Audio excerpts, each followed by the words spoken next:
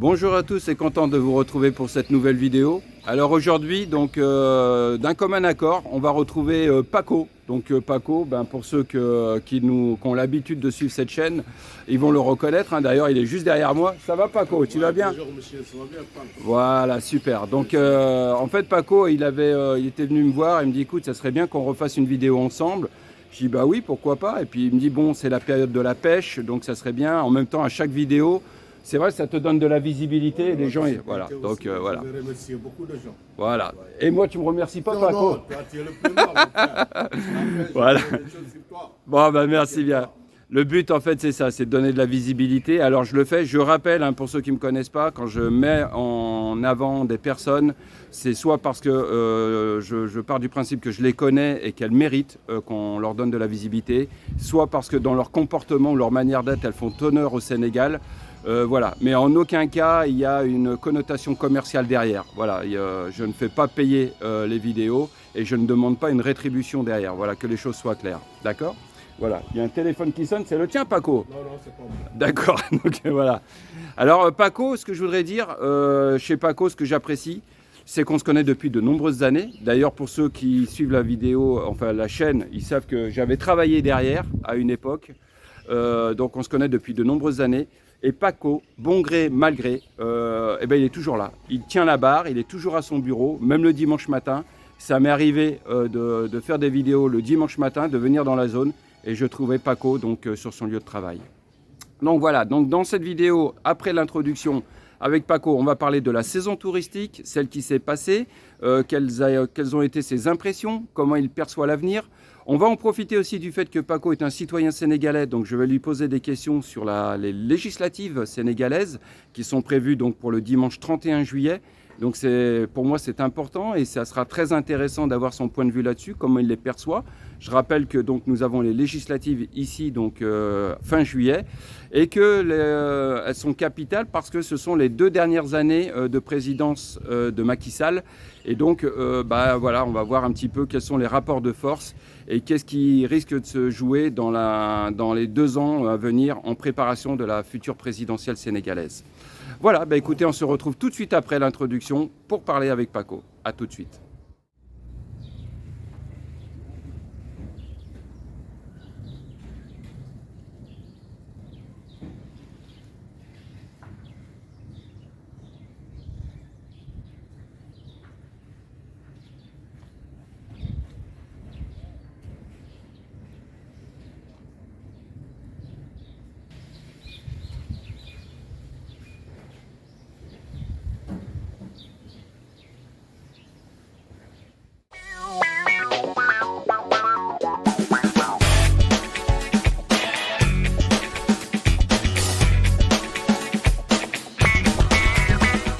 Voilà, donc super. Donc, écoute, bienvenue à nouveau sur la chaîne, Paco. Hein. Ouais, ça c'est vrai. Les plus anciens vont te reconnaître. Ouais, c'est parce ça. que la dernière vidéo qu'on a fait ensemble, ça fait longtemps. Ouais, Hein. ça fait longtemps. Hein. Ça fait longtemps que Ça fait nous longtemps. n'avons pas fait une vidéo. Ouais. On a eu l'opportunité aujourd'hui de le faire.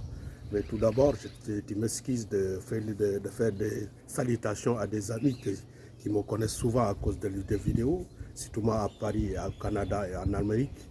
Tous ces gens-là qui me suivent, je vous dis bonjour les gars. Et surtout sans oublier mon frère, mon ami, Ibrahim Sall de Paris, et sa femme Rougui et ses enfants. Ouais, Super. Ouais. Voilà, alors ce que je disais, c'est vrai que Paco, donc on se connaît depuis de nombreuses années. On a travaillé ensemble, on a bien collaboré. Attendez, je reprends mon souffle parce que je suis venu en vélo, il fait chaud, hein, il fait chaud Paco. Il fait très chaud aujourd'hui. Donc voilà, donc je reprends un peu le... pas dormir. Ouais, c'est ça. Hein. Alors, on sait qu'il fait chaud aussi en Europe. Hein. Vous avez des bouffées de chaleur. Il y a malheureusement les incendies aussi qui sont d'une catastrophe sans précédent. Ouais. Mais ici, on a aussi la chaleur. Alors, on a l'air marin, c'est vrai. Derrière, il y a la mer, etc. Mais il n'empêche que voilà, il fait chaud.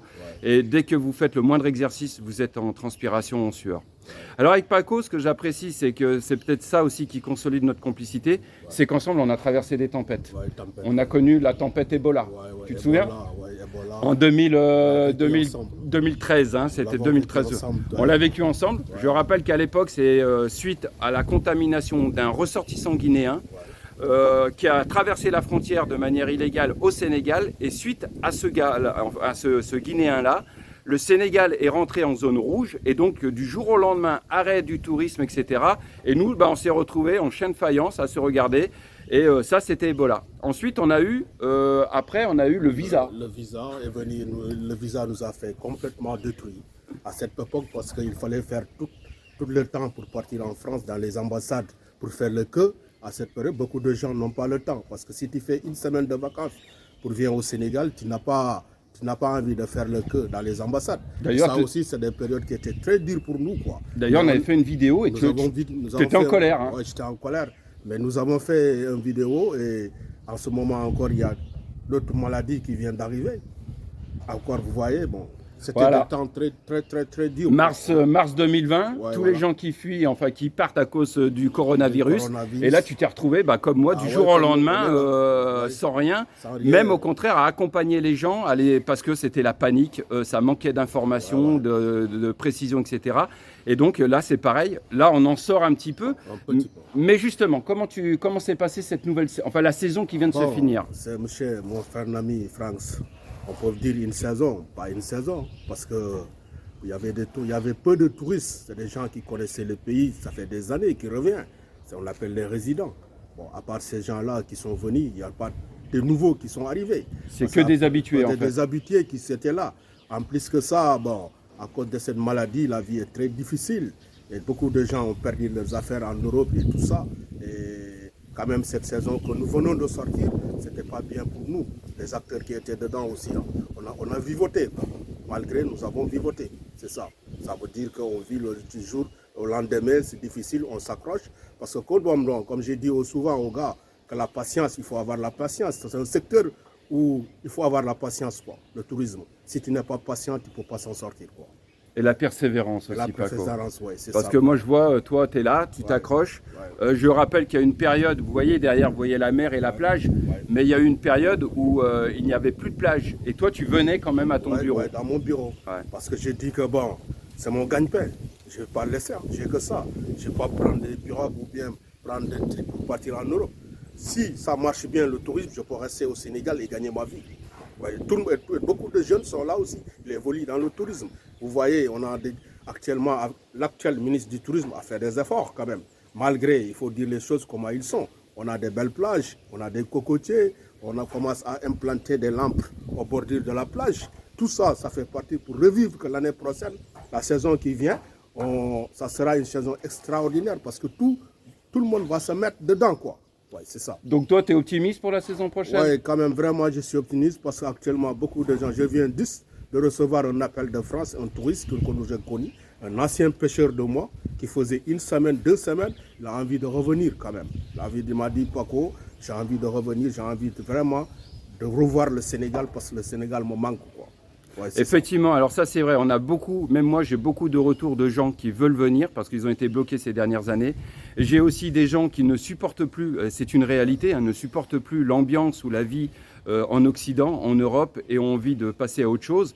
Alors attention, là c'est pareil, c'est ce que je voudrais dire, c'est le Sénégal n'est pas l'Eldorado. On a aussi nos problèmes, Paco on a parlé, on ne vit pas d'amour et d'eau fraîche. Donc si vous envisagez de venir vous installer ici, mais de manière ferme et définitive, préparez ça. Ne le faites pas comme ça sur un coin de table, etc. Paco, l'autre fois, la dernière fois, quand on s'est vu et qu'on préparait cette vidéo, on parlait de la cherté des billets d'avion. C'est une réalité, ça. Ça, c'est une réalité. Le problème du Sénégal, c'est les billets d'avion. Tous les touristes que tu parles depuis la France, partout, ils te disent que les billets d'avion sont chers. Mais donc, comme les billets d'avion sont chers, la destination du Sénégal, mais il faut diminuer les billets d'avion. Et moi, je me pose cette question, pourquoi jusqu'à nos jours, on ne peut pas diminuer les billets d'avion? Effectivement. Parce que tu ne peux pas, la République dominicaine est plus loin que le Sénégal, est moins cher que le Sénégal. D'autres destinations sont là. Parce qu'il faut savoir que le tourisme actuellement, nous avons beaucoup de concurrence maintenant.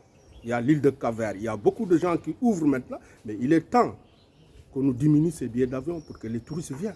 Parce que le tourisme, c'est l'économie du Sénégal.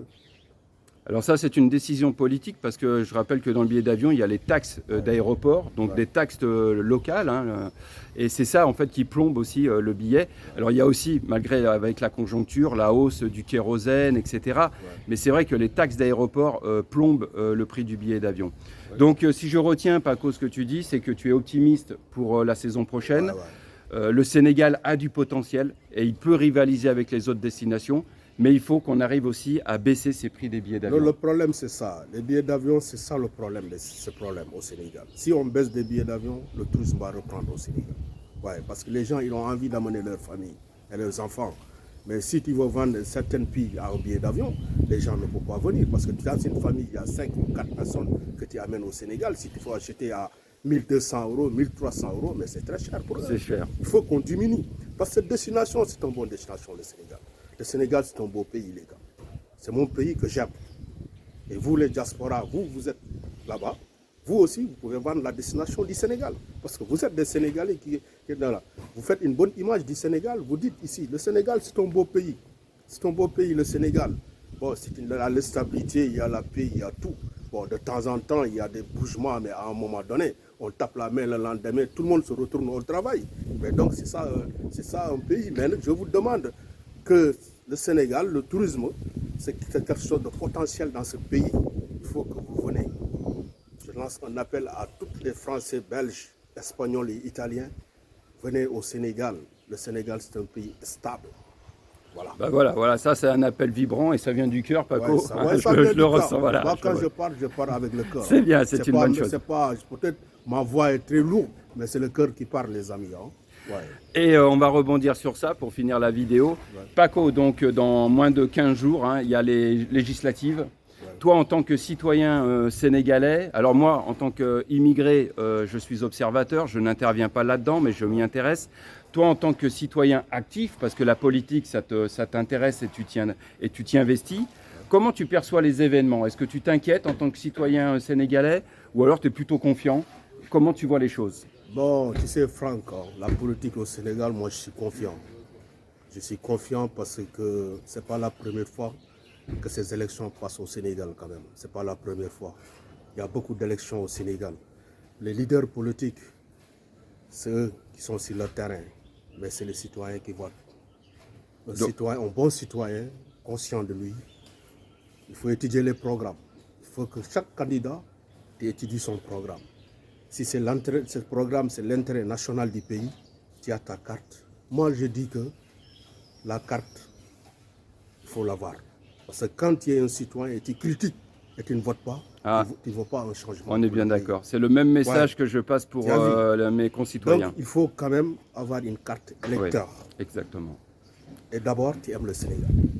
Parce que le Sénégal, les élections, les élections, ça ne va pas terminer le 31 juillet. Il y a beaucoup d'élections au Sénégal. Tout s'est passé dans le calme et dans la sérénité. En 31 juillet aussi, ça passera dans le calme et dans la sérénité. Il faut que les politiciens savent que ce pays ne leur appartient pas. Le pays appartient à tous les Sénégalais qui sont là. Si tu pars en élection et tu es un candidat, on te gagne. Et quand même le courage de reconnaître ta défaite et tendre la main à un autre et pour que demain vous travaillez pour le Sénégal. Si vraiment le Sénégal t'intéresse, quoi. Parce que nous aussi, on est des citoyens conscients. Et regarde, tu m'excuses quand même. Parce que moi, je ne veux pas blâmer un politicien en lui disant qu'il n'a pas fait ça. Chacun est libre d'être candidat. Mais quand même, on a une constitution sénégalaise qu'on doit respecter. On a un président de la République. Bon, le président est élu. On ne peut pas à tout moment aussi être en campagne électorale. Il y a des moments, quand la campagne termine, tout se met au boulot. Il faut que les gens comprennent ça. On ne peut pas prendre toute une année, être en campagne électorale. Un pays, ça ne se développe pas comme ça. Il faut que les gens apprennent à travailler. Pour que le Sénégal soit émergent, il faut que tout le monde se mette au boulot. Je m'excuse aussi parce que je n'ai pas dit ce que actuellement, ce que j'ai pour la pêche en mois de juillet. Ah voilà, on va finir par ça. Voilà. Donc voilà, par ça, Paco. Donc pour la pêche, nous avons les bateaux qui sont là. Quand on parle de la pêche au Sénégal, c'est en juillet, août, septembre, octobre et novembre. Parce qu'il y a deux différentes de pêche. Nous avons la pêche professionnelle et la pêche artisanale. Les bateaux, ils vont 37 km pour aller pêcher la demi-gros, le gros et la plangrotte. Si vous avez envie de faire la pêche, que ce soit la pêche artisanale ou les balades en bateau ou la pêche avec la pirogue, vous adressez à Paco. Rappelle ton numéro. Mon numéro de téléphone, c'est WhatsApp 00221 77 553 39 55. Répète-le. Je vous dis, mon numéro de WhatsApp, c'est 00221 77 553 39 57. Eh ben. Et je vous dis, les gars, bye bye. Je vous aime beaucoup, les diasporas. Je pense à vous et pensez qu'un de ces jours, peut-être, celui qui viendra au Sénégal, tout si tu as envie que l'inscription en bateau, l'inscription en terre, tu s'adresses à moi. Bye bye et je vous dis merci. Et toujours merci à mon frère Franck que j'aime beaucoup dans le cœur. Merci, en tout cas, merci Paco. Et puis en attendant, bonne continuation à vous. Prenez soin de vous, où que vous soyez. Et prochaine vidéo, très bientôt. À bientôt. À bientôt merci. les amis. Ciao. Merci.